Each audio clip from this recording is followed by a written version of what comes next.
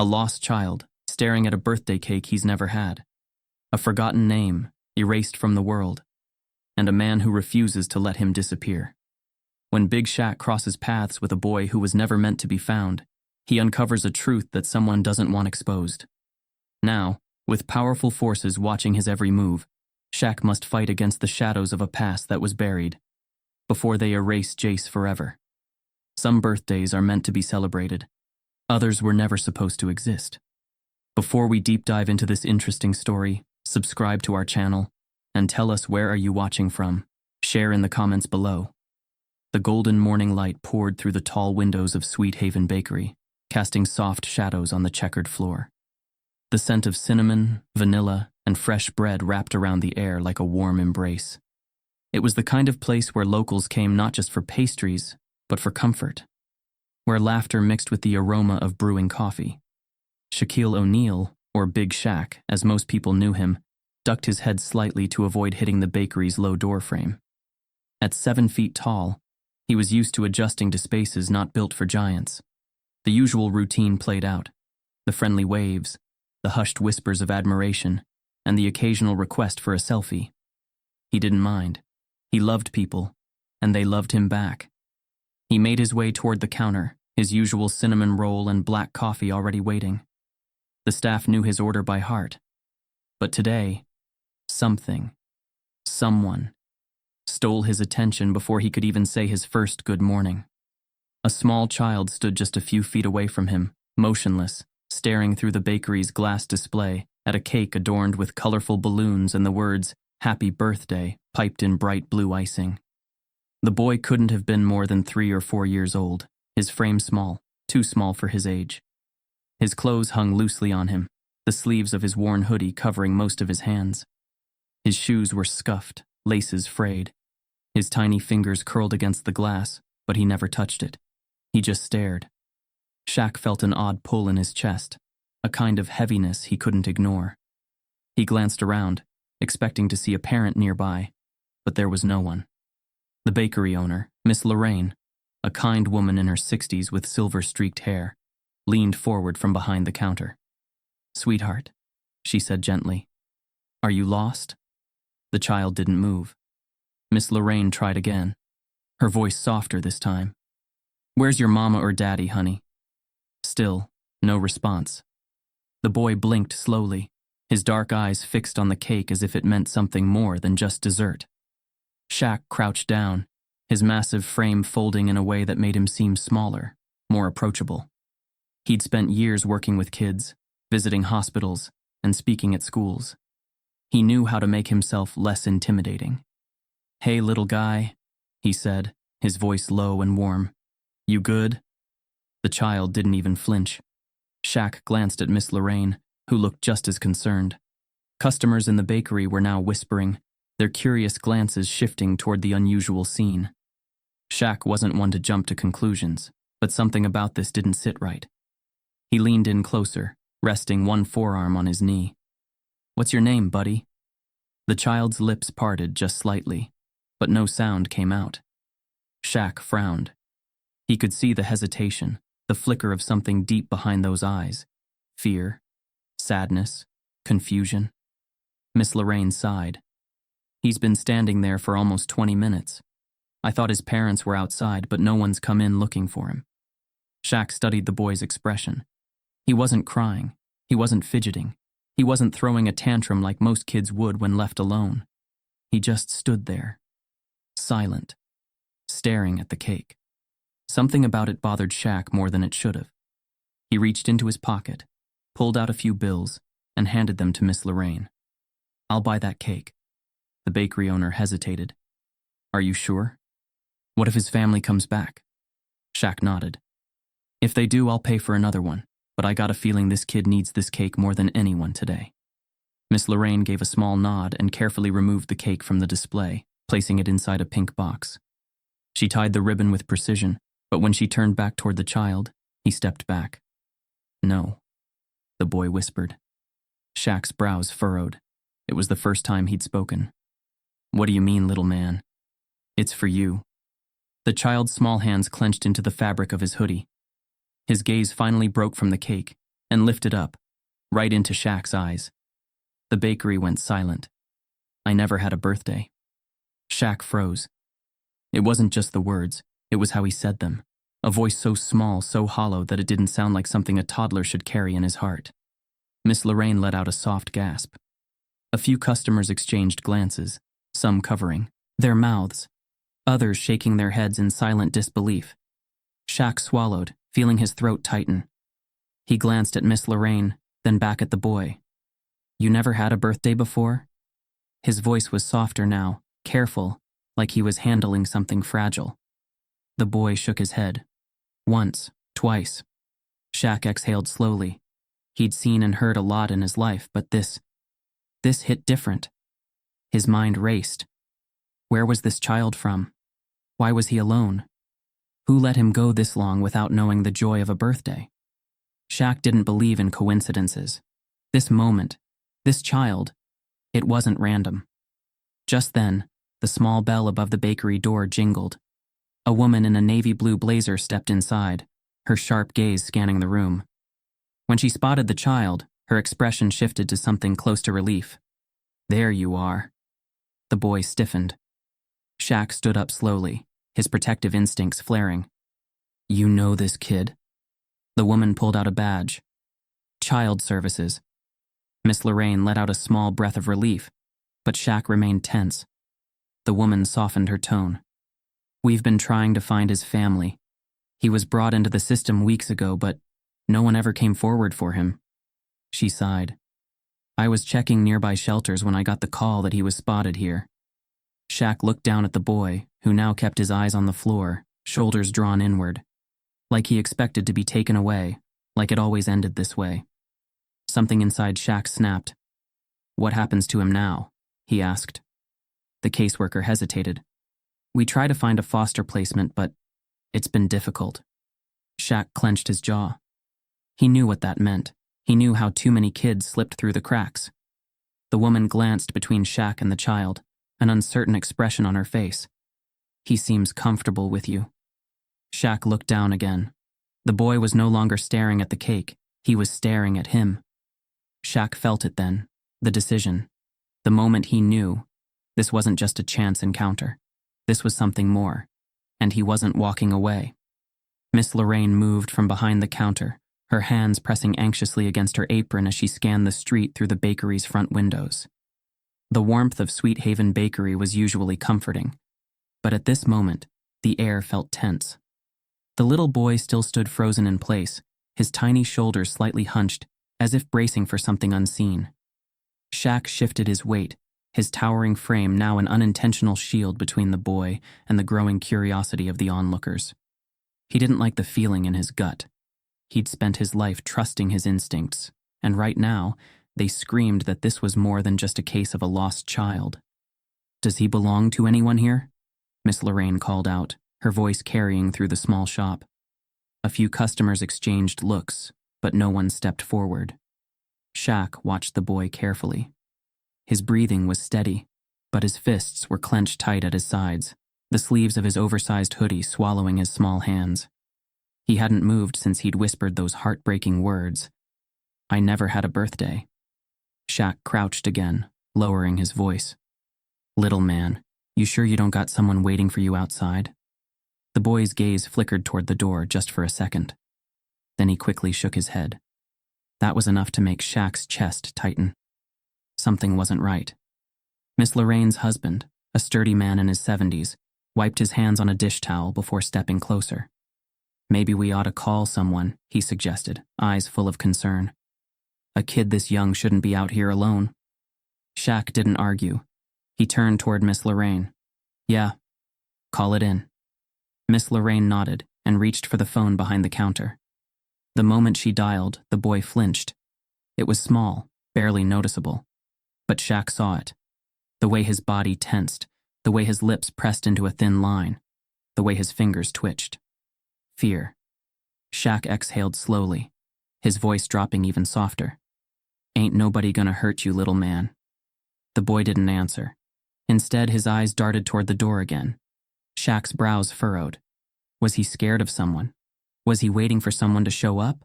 Or Was he afraid of being taken away? Miss Lorraine spoke into the phone, keeping her voice calm, explaining the situation to whoever was on the other end. Shaq listened to bits and pieces. No guardian in sight. Alone for at least half an hour. Doesn't seem to want to talk. As she spoke, Shaq made a decision. I'll wait with him. Miss Lorraine shot him a relieved look. That'd be real kind of you, Shaquille. Shaq turned back to the boy. You hungry? The boy hesitated, then gave a tiny nod. Shaq motioned toward a small corner booth. Come on, let's get you something to eat. The boy followed him slowly, his steps small, measured. He climbed into the booth, but kept his back to the wall, his eyes flicking toward the door every few seconds. Shaq ordered a plate of warm waffles with extra syrup. When it arrived, the boy didn't touch it right away. He stared at the food, then glanced at Shaq. It's okay, Shaq encouraged. Eat. The boy picked up a fork but didn't dig in right away. Instead, he tested the first bite almost cautiously. Then another. And another. Shaq watched, something tight in his throat. It wasn't just hunger. This kid ate like someone who wasn't used to meals being guaranteed. Something was very wrong. Minutes later, the bell above the door jingled. A woman in a navy blue blazer stepped inside, her sharp gaze scanning the bakery. Shaq recognized her instantly, the caseworker from earlier. There you are. The boy stiffened. Shaq's protective instincts kicked in. You know him? The woman pulled out a badge. Child Services. Miss Lorraine let out a small breath of relief, but Shaq wasn't ready to relax. The woman, whose name tag read Kimberly Rhodes, approached the booth with a careful step. She crouched slightly, keeping her voice gentle. Hey kiddo, you've had us all worried. The boy shrunk back slightly. Shaq didn't miss it. Kimberly sighed. We've been trying to find his family. She glanced at Shaq. He was picked up by a patrol unit a few weeks ago. No ID, no records, nothing. No one came forward. He's been in temporary placement, but it hasn't been easy. Shaq frowned. You're telling me this kid's been missing for weeks, and nobody came looking for him? Kimberly's lips pressed together. That's the difficult part. Shaq crossed his arms. What do you mean? She hesitated. Then, lowering her voice, she admitted, We think someone erased him. Silence. Shaq's chest tightened. Come again? Kimberly's voice was steady, but there was an edge of frustration in it. His records. No birth certificate. No medical files. No missing child report. It's like he was never supposed to exist. Shaq's stomach churned. He looked at the boy, who had now gone completely still. His name? Shaq asked. Kimberly shook her head. We've only got a first name, Jace. Shaq stared at the boy, whose gaze dropped to his lap at the sound of his own name. Jace. The name sat heavy in Shaq's chest. Kimberly sighed. We've done what we could, but without documentation, it's tough. If no family comes forward. She trailed off. Shaq already knew what she wasn't saying. The system was overrun. Kids like Jace slipped through the cracks all the time. Without records, without a past, he'd end up stuck in limbo, passed around from home to home, forgotten. Shaq's jaw tightened. This wasn't sitting right. Kimberly stood up, smoothing her blazer. I need to take him back to the office. There's paperwork to sort through. Shaq glanced at Jace, who had gone rigid, his small hands gripping the edge of the seat. He didn't want to go. The moment Shaq realized that, he made a decision. Hold up, Shaq said, standing up. I want to know more. Kimberly looked at him, eyebrows raised. About? Shaq motioned toward Jace. Everything. His case. Why nobody's looking for him? Who erased him? His voice lowered. Somebody did this on purpose. Kimberly hesitated. Mr. O'Neill, I appreciate your concern, but I want to help. Kimberly sighed. That's not really how this works. Shaq wasn't backing down. Then tell me how it works. Kimberly studied him for a long moment. Then, to Shaq's surprise, she pulled out a business card and placed it on the table. My office, she said. Tomorrow morning. We'll talk. Shaq took the card, his fingers tightening around it. Yeah, we will. Kimberly gave a small nod, then turned back to Jace. Come on, kiddo. Jace hesitated. Shaq crouched beside him, lowering his voice. It's okay, little man. He tapped the business card. I'll be there tomorrow. I promise. Jace didn't move for a long moment. Then, slowly, he slid off the booth and walked toward Kimberly. But just before he left, he turned back. For the first time since they met, he looked directly at Shaq and held his gaze. And in that moment, Shaq knew. This wasn't over. The cold air outside the bakery felt different. It wasn't harsh, but it carried a weight that pressed against Shaq's chest. Jace's tiny fingers were still wrapped around his hand, hesitant but firm, as if letting go meant disappearing. Shaq didn't pull away. He let the kid hold on, even though he wasn't sure why this moment felt so heavy. Kimberly, the social worker, stood beside them, flipping through a worn leather folder, her expression unreadable. Streetlights flickered on as the late afternoon sun dipped lower, casting long shadows across the sidewalk. He was found wandering a few blocks from here, she said finally, her voice careful. Alone. No name. No history. Shaq's grip on Jace's hand tightened slightly. No history? Kimberly sighed, tucking the folder under her arm. Nothing official. No birth certificate, no medical records, no missing person report. It's like he was erased. Shaq looked down at the small boy beside him. Jace wasn't looking at them. His eyes were locked on the ground, distant, somewhere far away. So, what happens to him now? Shaq asked, his voice steady. Kimberly hesitated before answering. Without identification or family stepping forward. Foster placement. Shaq's stomach twisted. He wasn't naive. He knew the system was overwhelmed. Kids like Jace, kids with no past and no voice, got lost in the shuffle too often. He exhaled slowly, forcing his emotions to stay in check. Come on, little man, he said gently. Let's get you something to eat. Jace didn't respond, but he followed as Shaq led him across the street to a small 24-hour diner. The place was quiet, the kind of spot where truck drivers and night shift workers came for a cup of coffee and a break from the world. The scent of grilled burgers and fresh fries filled the air as they stepped inside. Shaq guided Jace to a booth in the corner. Kimberly sat across from them, still watching, still studying. A waitress, a middle-aged woman with tired eyes and a kind smile, approached. What can I get y'all? Shaq glanced at Jace.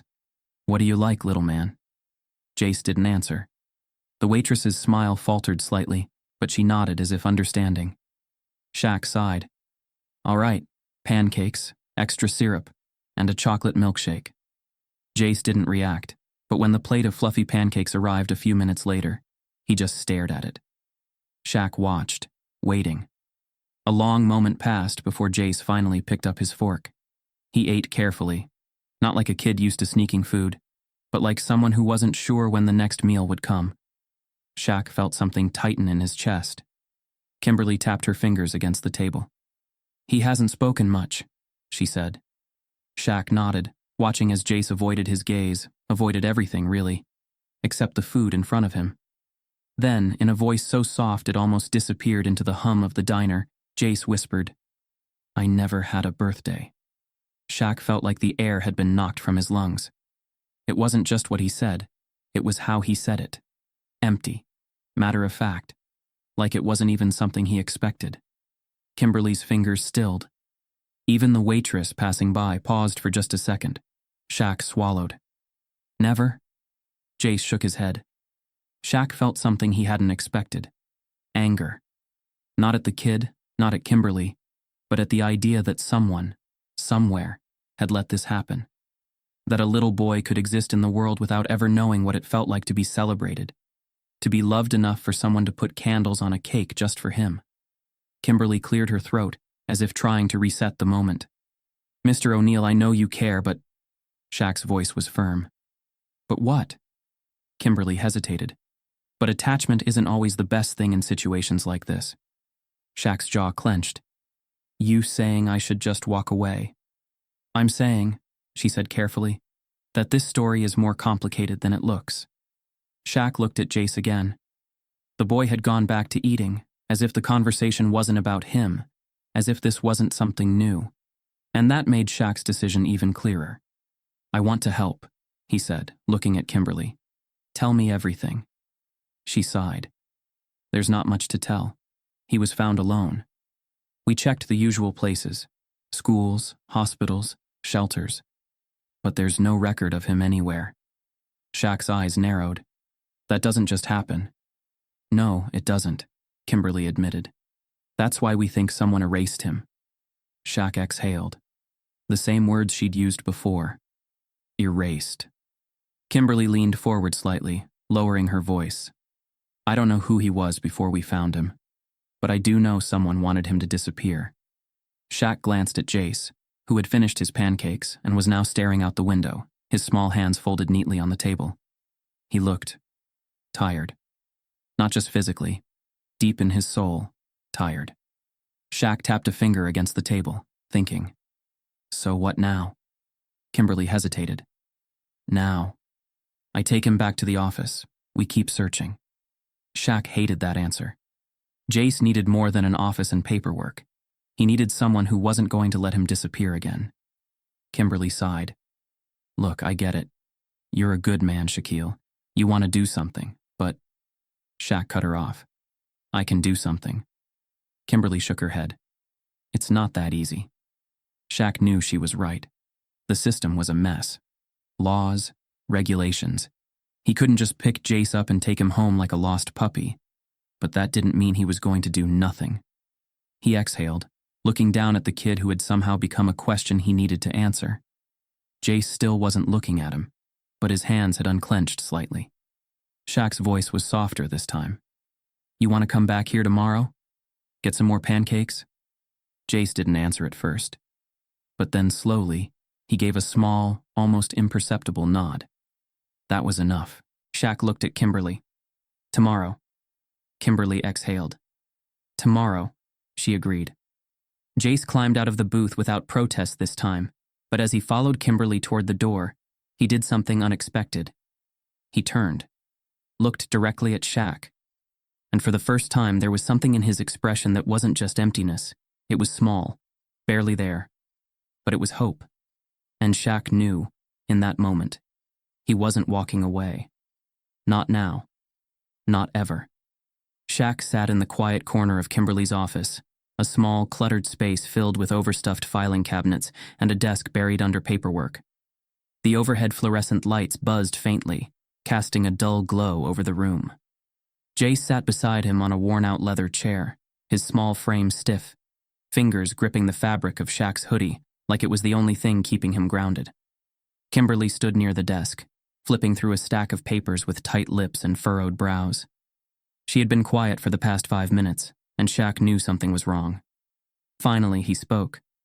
"Hey, little man." His voice softer than usual. "You got a name?" Jace's fingers twitched against Shaq's sleeve.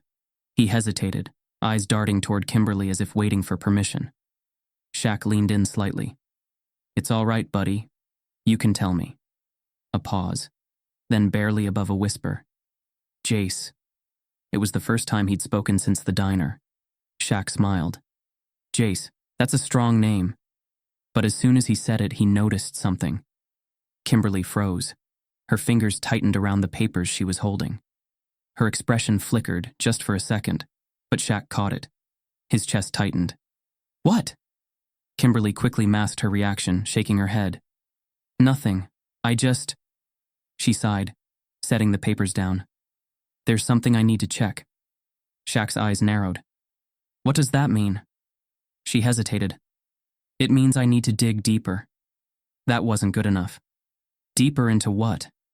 Kimberly exhaled sharply. "Shaq, I need time." Shaq looked down at Jace, who was staring at the floor again, retreating into himself. Something about this wasn't adding up. Kimberly glanced at Jace, then lowered her voice. "Let's talk outside."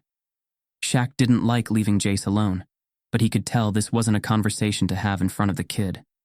He gently pried Jace's fingers from his hoodie.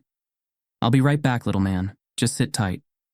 Jace didn't answer, but he didn't let go immediately either. It took a few extra seconds before his fingers finally slipped away.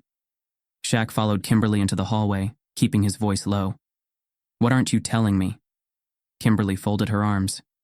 I've seen that name before. Shaq's pulse ticked up a notch. Where? Kimberly hesitated, then glanced toward her office door as if making sure Jace couldn't hear.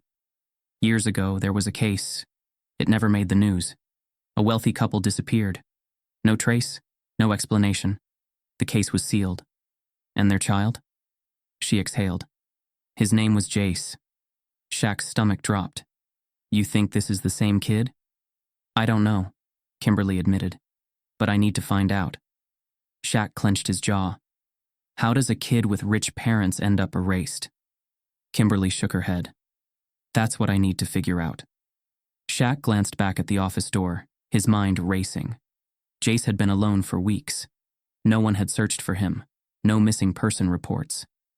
But if his parents were important, if they had money, why had his name just vanished? Something wasn't right, and Shaq was going to get to the bottom of it. That night, Shaq couldn't sleep. He sat in his home office staring at his laptop screen, fingers hovering over the keyboard. His house was quiet, the kind of silence that felt too heavy, like a storm waiting to break. Jace was asleep in the guest room. Well, not quite asleep. Shaq had checked on him a few minutes ago. The kid had curled up under the blanket, but his small fingers still clutched the edge of Shaq's hoodie, which Shaq had let him hold on to after he refused to let go at the office. It was like he thought Shaq might disappear if he didn't hold on tight enough. Shaq exhaled and ran a hand over his face. He had been around kids his whole life. He had visited hospitals, shelters, schools. He had seen children in pain, kids who had gone through too much too soon. But Jace was different. Jace was a question with no answer. And Shaq wasn't the kind of guy who let things go. He pulled out his phone and made a call. The person on the other end picked up immediately. Shaq? You good? It was Derek Yates, a friend from way back. Ex-FBI, now a private investigator. Shaq didn't waste time. I need you to look up a name for me. Derek hesitated. All right, what's the name? Shaq leaned back, eyes fixed on the dark ceiling. Jace. A pause. Then Derek sighed. That's not much to go on, man. Shaq exhaled. Try missing children reports, wealthy families, maybe a sealed case. There was a longer pause this time. This serious? Shaq's voice was firm. Yeah. Derek didn't ask any more questions. I'll call you back. Shaq hung up, his chest tight. Something about this felt big, and he had a feeling he was just getting started. The next morning, Shaq woke up to small footsteps outside his door. He sat up as the door creaked open slightly. Jace stood there, still holding onto Shaq's hoodie. His voice was quiet. You still here? Shaq felt something pull deep in his chest. He nodded. Yeah, little man. I'm still here. Jace didn't say anything else. He just nodded, turned, and went back to his room. Shaq sat there for a long time, staring at the ceiling. Yeah, he wasn't going anywhere, and neither was this mystery. The next morning, Shaq sat at the same diner where he'd first taken Jace. The booth felt smaller today, the air heavier. He stirred his coffee absent-mindedly, his mind racing with unanswered questions. Across from him, Jace sat quietly, knees drawn up, Shaq's hoodie still clutched in his small hands. The kid barely spoke, but his presence was starting to feel permanent, like an anchor that had suddenly attached itself to Shaq's life. Kimberly walked in, her movements hurried, her expression tense. She spotted them immediately and slid into the seat across from Shaq. You got something? Shaq asked, his voice steady but expectant. Kimberly exhaled, setting a folder on the table. She didn't open it right away. Shaq? She hesitated, glancing at Jace before lowering her voice. It's bad. Shaq's stomach tightened. Kimberly flipped the folder open. Jace's name was connected to a missing persons case from over a year ago. His parents, a wealthy couple, James and Eleanor Calloway, vanished under mysterious circumstances. No explanation. No leads. Shaq glanced at Jace, but the boy was staring out the window, his expression unreadable. Did he remember them? Did he even know what had happened? Kimberly continued, her tone grim. The case was quietly closed. No media coverage, no press conferences, No search effort. Shaq's grip on his coffee mug tightened. That doesn't make sense. Wealthy people go missing, and nobody talks about it? Kimberly nodded. That's what's been bothering me. I went through every channel I could. It's like the case was buried before it even started. Shaq frowned. Buried by who? Kimberly sighed. That's the million-dollar question. Shaq leaned back, exhaling slowly. His mind raced. This wasn't just a random lost child. This was something bigger, and someone had made sure no one went looking for him. Shaq didn't waste time. That afternoon, he made phone calls, more than he had in years. He reached out to his contacts, the ones he knew could pull information nobody else could. Derek Yates, his ex-FBI friend, called back first. Shaq, I don't know what you just dropped me into, but this ain't normal. Derek's voice was low, urgent. Shaq pressed his phone to his ear, pacing his home office. What did you find? Derek hesitated. You were right. The Callaways were rich, filthy rich. But their money didn't come from old family wealth or business deals. It came from quiet investments in places they shouldn't have been investing. Shaq's jaw tightened. Like what? Like people. Derek's voice was edged with something close to disgust. Human trafficking. High-end underground deals. The kind of operations that stay hidden in plain sight. Shaq stopped pacing. His whole body went still. Derek continued. I dug deeper. James Calloway had government contracts. He moved in elite circles, politicians, CEOs, powerful people. But someone didn't like what he was doing. One day he and his wife vanished. No sign of struggle, no ransom, just gone. Shaq exhaled, trying to keep his voice steady. And Jace? That's the part that don't make sense, Derek admitted. If they wanted the Callaways gone, why leave their kid behind? Why erase him instead of... He cut himself off. Shaq clenched his jaw. Because someone wanted him forgotten. Someone powerful. And that meant Jace wasn't just a lost child. He was a threat. Shaq sat in his living room that night, his thoughts unsettled. Jace was curled up on the couch, half asleep, but still gripping Shaq's hoodie, like it was his last connection to anything real. Shaq watched the small rise and fall of his chest. This kid had been through hell, and he didn't even know it. His parents weren't just missing. They had been silenced. And someone had made sure Jace never had a chance at being found. But the part that nagged at Shaq the most, why let him live? Who had decided Jace was better erased than eliminated? And was that decision still standing? Kimberly showed up at Shaq's house the next morning, looking rattled. I found something, she said as she stepped inside, clutching a new folder. Shaq motioned toward the kitchen table. Tell me. She placed the folder down, opening it to reveal a single photograph. A black SUV, parked across the street from her office. Shaq's stomach sank. You took this? Kimberly nodded. It was there yesterday when we were talking about Jace, and again this morning. Same spot, same car. Shaq's eyes darkened. They're watching. Kimberly's voice lowered. They know we're digging. Shaq exhaled slowly, trying to contain the anger rising in his chest. Jace was never supposed to resurface. But now someone knew he had. And that meant they wouldn't stop watching. That night, Shaq didn't sleep. He stayed awake, sitting in the living room, his phone clutched in his hand. Jace was asleep upstairs, curled up beneath a pile of blankets. But Shaq knew. They weren't safe. Not yet. Because this wasn't just a case of a lost child anymore. This was a cover-up. And someone, somewhere, wanted Jace Calloway erased for good. Shaq wasn't a man who let things sit heavy on his chest, but ever since Jace had whispered those words, I never got presents. It felt like a weight he couldn't shake. The kid wasn't asking for sympathy. He wasn't even looking for it. It was just a fact to him.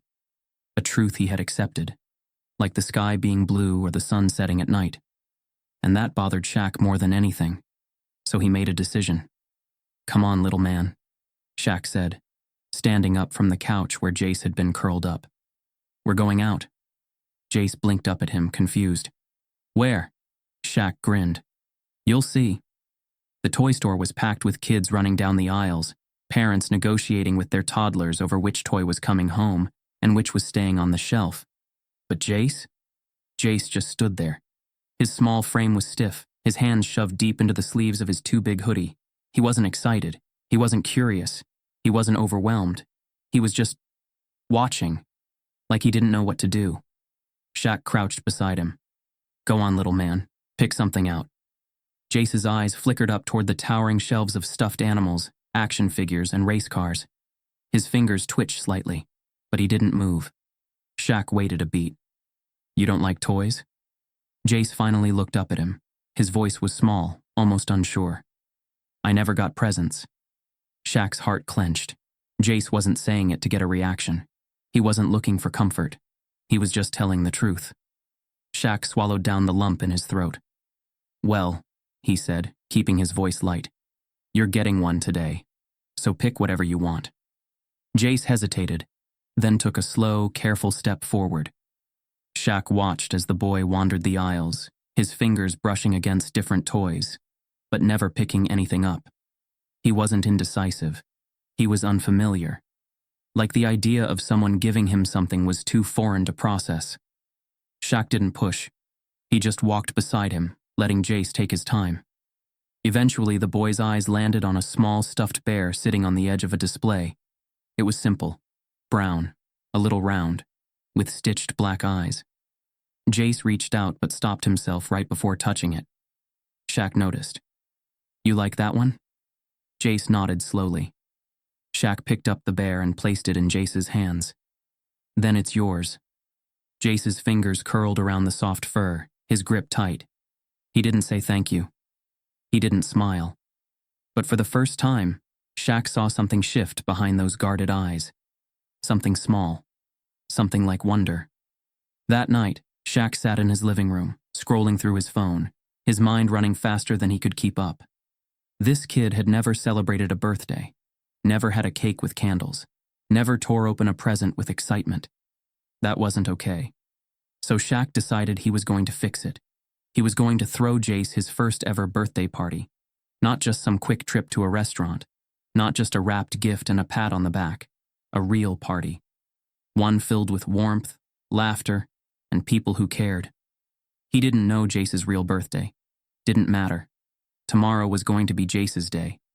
And he was going to make sure the kid never forgot it. Shaq wasn't the kind of man to back down. Never had been. Never would be. And if someone thought a few threats were going to scare him off, they didn't know who they were dealing with. The night before Jace's birthday, Shaq sat at his kitchen table, scrolling through his phone, checking every last detail. Balloons, ordered, cake, being delivered in the morning. Guest list, small but perfect, people who actually cared. He had everything ready. But the weight of what he'd learned about Jace's past sat heavy on his chest. This wasn't just a birthday party. This was proof that Jace mattered, that someone in this world gave a damn. His phone buzzed, interrupting his thoughts. It was Derek Yates. Shaq swiped to answer. Talk to me. Derek's voice was low, tense. You got eyes on the kid? Shaq frowned. He's asleep upstairs. Why? Derek exhaled sharply. Because I just got another call. Someone's been asking about you. About Jace. Shaq's grip on the phone tightened. Who? That's the problem. No names, just messages. Derek hesitated. And not the friendly kind. Shaq exhaled through his nose. They tell you to back off? They told me to tell you to back off. Shaq leaned back in his chair, rubbing a hand over his face. He should have seen this coming. Whoever erased Jace hadn't done it by accident. And now that Jace was back in the world, someone wasn't happy about it. Shaq's voice was firm. Not happening. Derek sighed. Figured you'd say that. He paused, then added, Shaq, this goes deep. Deeper than either of us thought. Shaq sat forward, his jaw tight. How deep?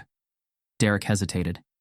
Then, in a voice that left no room for doubt, he said, Jace's parents didn't just disappear, they were silenced. Silence stretched between them. Shaq finally spoke, his voice low. Who did it? Derek exhaled. That's the thing. The people behind this, they don't leave loose ends. and they sure as hell don't like unfinished business. Shaq's eyes flickered toward the staircase, where Jace was asleep in his room. Jace wasn't a loose end. He was supposed to be erased. But he wasn't. And now someone wanted to fix that mistake. Shaq's voice was steel. "They're not touching him." Derek was quiet for a beat. Then, "I'll keep digging. But be careful, man. You're not just poking a hornet's nest. You're kicking it." Shaq hung up without another word. He placed the phone down, staring at the table, his mind running a mile a minute. He wasn't just planning a birthday party anymore. He was protecting a kid from people who thought he didn't deserve to exist. And they were about to find out just how wrong they were.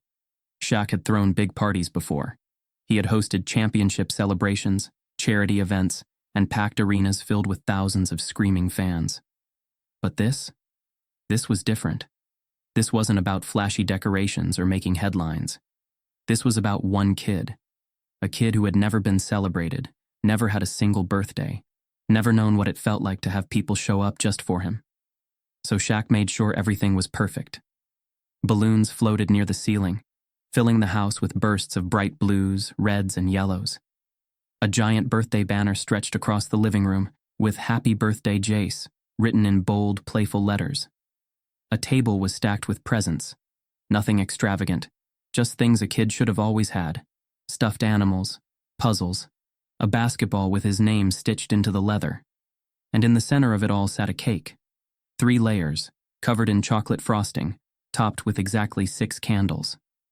Shaq didn't know how old Jace actually was, but 6 felt right. As the final decorations were set, Shaq took a deep breath, stepping back to take it all in. This wasn't just a party. This was a moment. A moment Jace had never had. A moment that would finally be his. When Jace walked in, he stopped cold.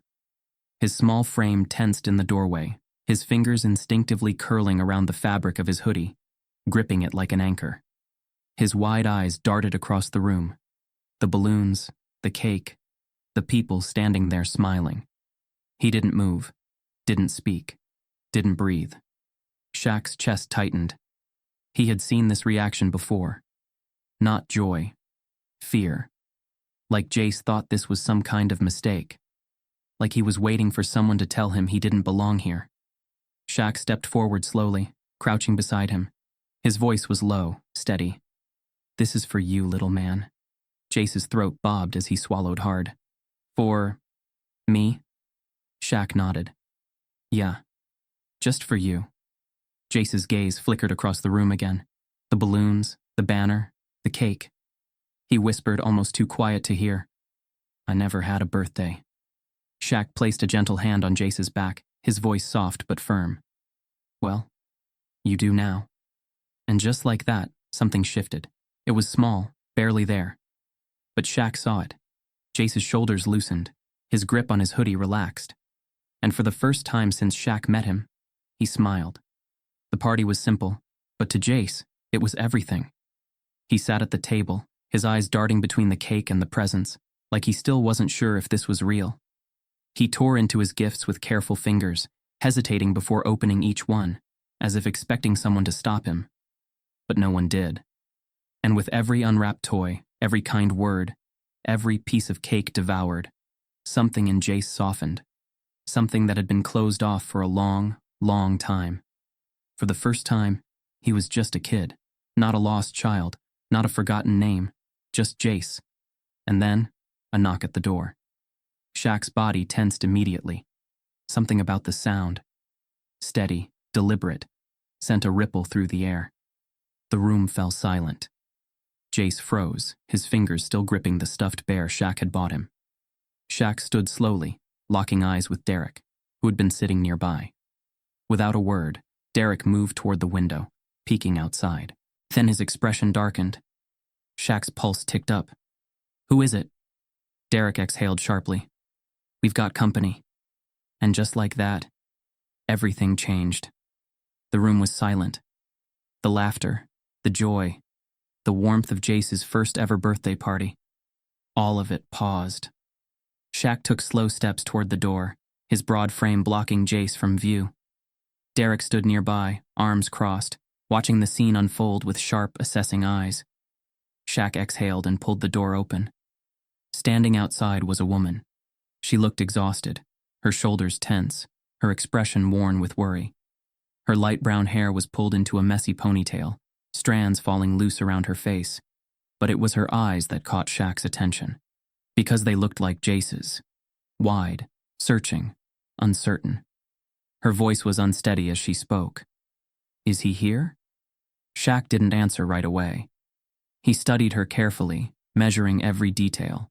The faint tremble in her hands, the way her lips pressed together, holding back emotion. "Who are you?" Shaq finally asked. She swallowed. "My name is Callie Harper. I'm Jace's aunt." Behind him, Jace stilled. Shaq glanced over his shoulder. Jace hadn't moved, his small hands still curled around the stuffed bear in his lap. His wide eyes were locked on Callie, but he didn't say a word. Callie took a step closer, her voice trembling. "I've been looking for him." Shaq's chest tightened. "How long?" Her voice broke. "Since the day he disappeared." Callie sat at the kitchen table, her hands wrapped around a cup of coffee Shaq had given her. She wasn't drinking it, just holding it. Jace sat across from her, silent. He hadn't spoken a word since she arrived, his expression unreadable. Shaq leaned against the counter, arms crossed. "Start from the beginning." Callie took a shaky breath. "I was never supposed to lose him." Her voice was thick with guilt. Jace's parents, they didn't trust a lot of people, but they trusted me. I used to watch him whenever they traveled. But one day, they didn't come back. Shaq didn't interrupt. He let her talk.